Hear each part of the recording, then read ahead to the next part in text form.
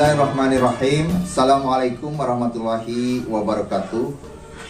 Pertama-tama marilah kita panjatkan puji dan syukur kehadirat Allah Subhanahu wa taala. Pada kesempatan yang berbahagia ini, mudah-mudahan kita dalam kondisi sehat walafiat dan bisa bertemu lagi. Mahasiswa sekalian, pada kesempatan ini izinkan saya memperkenalkan untuk di perkuliahan sekarang ini, pada tutorial ini maksudnya, pada kesempatan ini pihak UT memberikan kesempatan kepada saya untuk ditugaskan sebagai tutor mata kuliah pendidikan IPS di SD. Kita menggunakan buku panduan yang dari UT, yaitu buku materi pokok PDGK 4106 3 SKS yang terdiri dari modul 1 sampai dengan 9. Mahasiswa sekalian, kalau kita perhatikan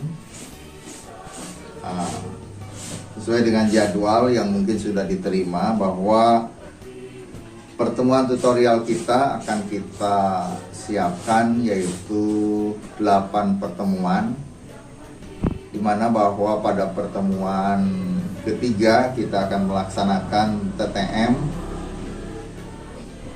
dan kemudian pada pertemuan kelima juga melaksanakan TTM, dan pada pertemuan ketujuh kita akan melaksanakan TTM. Tutorial ini kita awali pada tanggal 10 April 2021. Yang akan kita hadapi dari tutorial atau dari mata kuliah pendidikan IPS di SD ini terdiri dari 9 modul yang insya Allah kita akan sampaikan, kita akan diskusikan secara bersama-sama. Melihat situasi kondisi sekarang masih pandemi COVID, maka diskusi kita melalui online.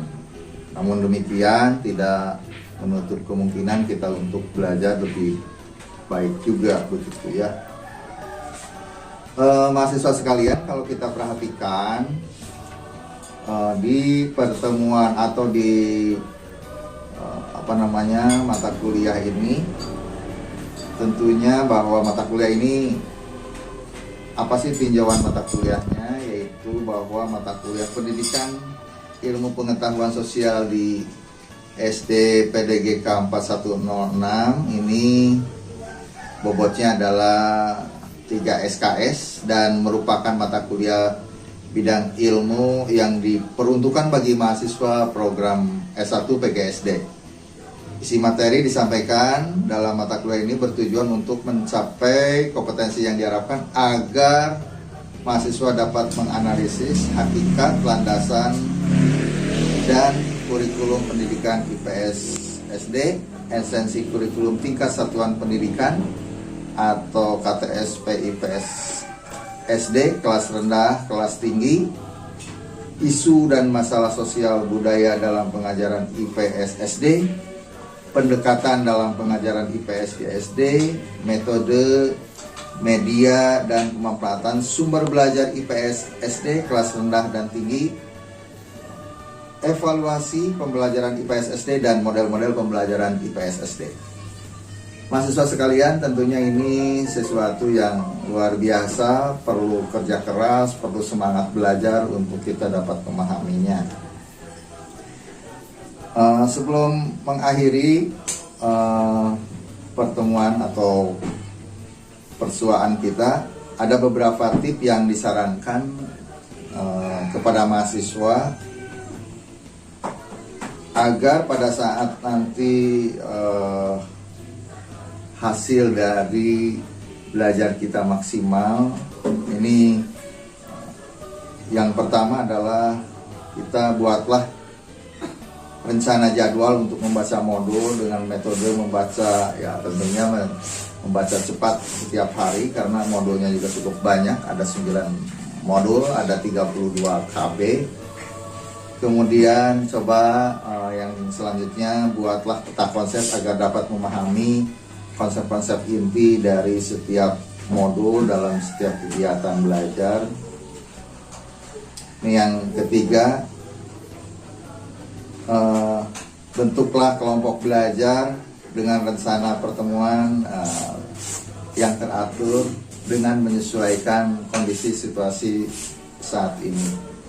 Yang keempat, misalkan kalaupun ada bimbingan dari tutor, kita ada permasalahan, kita sama-sama diskusikan di tutorial pertemuan 1 sampai dengan 8. Yang terakhir, ini di sini, belajarlah dengan tekun dan teratur agar tentunya Anda berhasil mencapai kompetensi. Bacalah dengan cermat semua materi yang dibahas. Kerjakan semua latihan dan tes. Semoga Anda berhasil dengan mendapat nilai yang baik dalam mata kuliah ini. Selamat belajar. Bertemu lagi di sesi berikutnya. Assalamualaikum warahmatullahi wabarakatuh.